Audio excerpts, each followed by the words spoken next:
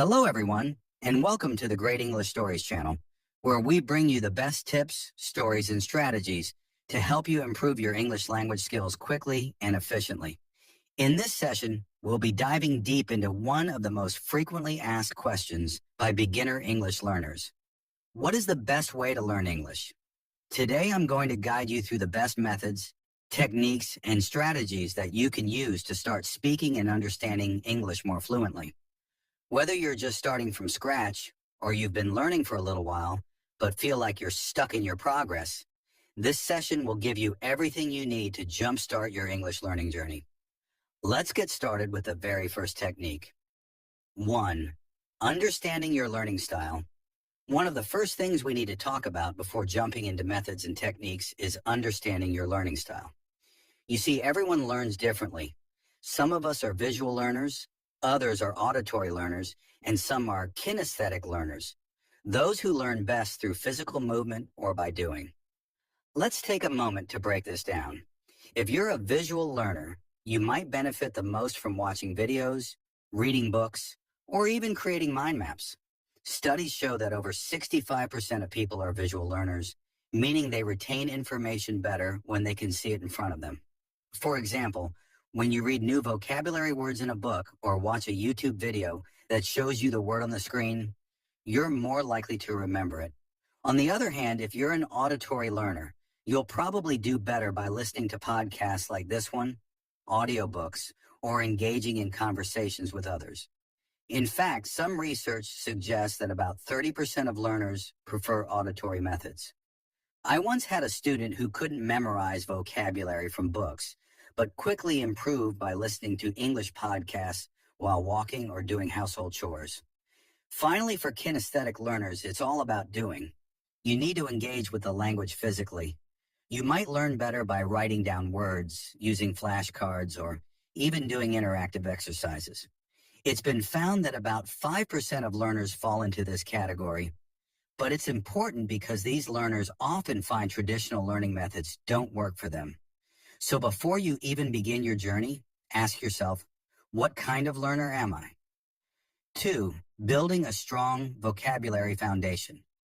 Now that you know your learning style, let's move on to one of the core foundations of learning English, building a strong vocabulary. When I say vocabulary, I don't just mean memorizing words randomly. Instead, we want to focus on the words that will have the most impact on your ability to communicate. Research shows that the 1,000 most common words in English make up about 85% of everyday conversations. Yes, you heard that right. If you can master these 1,000 words, you will be able to understand and participate in the vast majority of daily conversations. But how do you go about learning these words effectively? Let me give you a real-life example. I had a student named Maria. Maria was struggling because she was trying to learn too many advanced words at once. She would spend hours memorizing words like meticulous and exasperation, but she couldn't even ask for directions or order food in English. We switched up her strategy and focused on learning the most basic and commonly used words first. In just a few weeks, her confidence skyrocketed, and she was able to hold conversations with native English speakers. Here's a tip for you. Start by learning 10 new words every day. Write them down, use them in sentences, and repeat them throughout the day. By the end of 1 month, you will have learned around 300 new words that you can actually use in daily conversations. 3. The power of listening and speaking. Now that we've talked about building your vocabulary, let's dive into another essential element of learning English, listening and speaking. One of the biggest mistakes beginners make is focusing too much on reading and writing. Don't get me wrong, reading and writing are important, but in order to become fluent, you need to practice listening and speaking. Think about how babies learn their first language. They spend months just listening before they even attempt to say their first word. In fact, studies show that speaking and listening make up over 70% of language use in daily life. That's why I always recommend that my students start listening to English as much as possible, whether it's through podcasts, movies, music, or even talking to themselves in English. Let me give you an example. One of my students, Carlos, was terrified of speaking in English. He didn't think he was good enough, and was scared to make mistakes. So we started with listening exercises. I asked him to listen to English radio stations for 30 minutes every day and try to repeat what he heard, even if he didn't understand every word. After a few weeks, his confidence grew, and he began speaking more naturally. So, here's what you can do. Set aside at least 20 minutes a day to listen to something in English. After listening, try to repeat what you heard. Don't worry if you don't get it perfect. What matters is that you're training your brain to get used to the sounds and rhythms of the language. 4. Immersion, surrounding yourself with English. One of the fastest ways to learn English, or any language, is through immersion. What do I mean by immersion?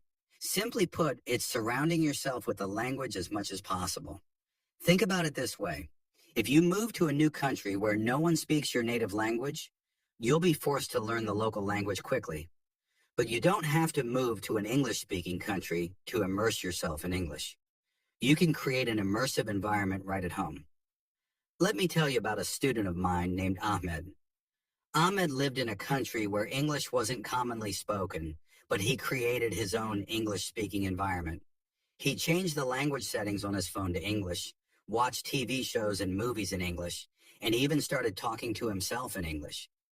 In just 6 months, his fluency improved dramatically. So here's a challenge for you. Change the language on your phone, computer, or social media accounts to English.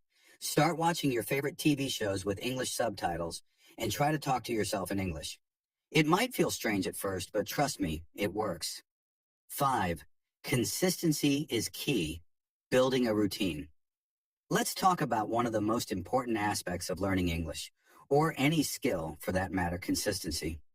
Learning English is not something you can do in a week or even a month. It takes time, dedication, and most importantly, a consistent routine.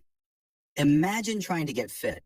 You wouldn't expect to go to the gym once and suddenly have six-pack abs, right? The same goes for learning English. Let's look at the numbers. Studies show that learners who practice English for at least 15 to 30 minutes a day make significantly more progress than those who cram for hours once a week. So it's not about how much time you spend learning English in one go. It's about being consistent every day.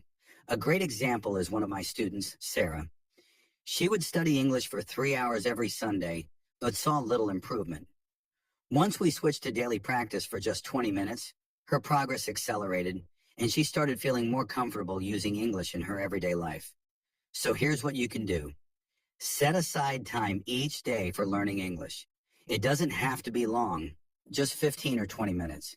You can practice vocabulary, listen to an English podcast, or have a conversation with a language partner. The key is to make it a habit.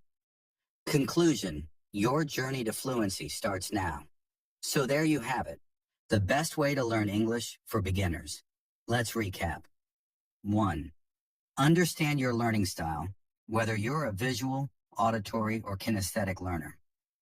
2. Build a strong vocabulary foundation by focusing on the most commonly used words. 3. Practice listening and speaking as much as possible. 4.